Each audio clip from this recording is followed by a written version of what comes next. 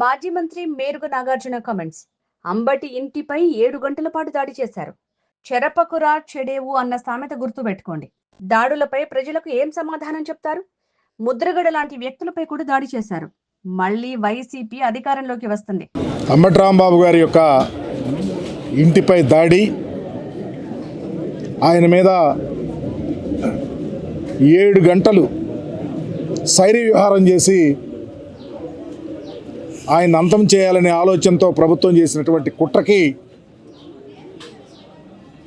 చెరపకురా చెడిదవు రాంబాబు గారిని చెడగొట్టాలని చూశారు. చివరికి ఈ రాష్ట్రంలో తెలుగుదేశం పార్టీ చంద్రబాబు నాయుడు చెడిపోయే పరిస్థితి వచ్చింది. ఎందుకంటే రాంబాబు గారి యొక్క మనస్తత్వం ఈ రాష్ట్ర ప్రజలకు తెలుసు. ఒకరిని బాధ పెట్టాలనో, కుల ప్రస్తారాలు తేవాలనో, కించపరచాలనో మాట్లాడే మనస్తత్వం కాదు.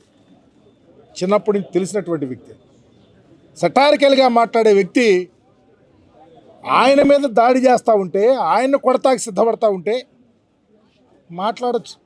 మాట్లాడి వెంటనే రిపెంట్ అయిన పరిస్థితి మీద మీరు 7 గంటల్లో విన్యాసం చేశారంటే ఈ రాష్ట్ర ప్రజలకు ఏం సమాధానం చెప్తారని కూడా చెప్తా ఉన్నాం.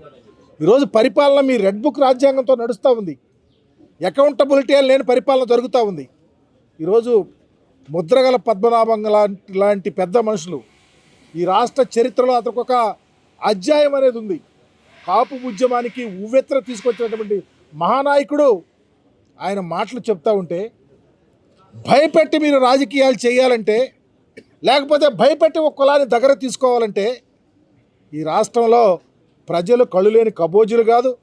రాంబాబు గారి లాంటి ఉన్నత ఆశయాలు కలిగిన రాజకీయ నాయకుడి మీద దాడి చేయటం అమానుషంగా భావిస్తూ మరలా ఈ రాష్ట్రంలో వైఎస్ఆర్ కాంగ్రెస్ పార్టీ అధికారంలోకి రావాల్సిన పరిస్థితి పూర్తిగా ప్రజలు తెలుసుకుంటా ఉన్నారు. తప్పకుండా ప్రాయచిత్తం అనుభవిస్తారని మీకు తెలియపరుస్తూ ఈ దాడిని పూర్తిగా ఖండిస్తూ ఉన్నాం.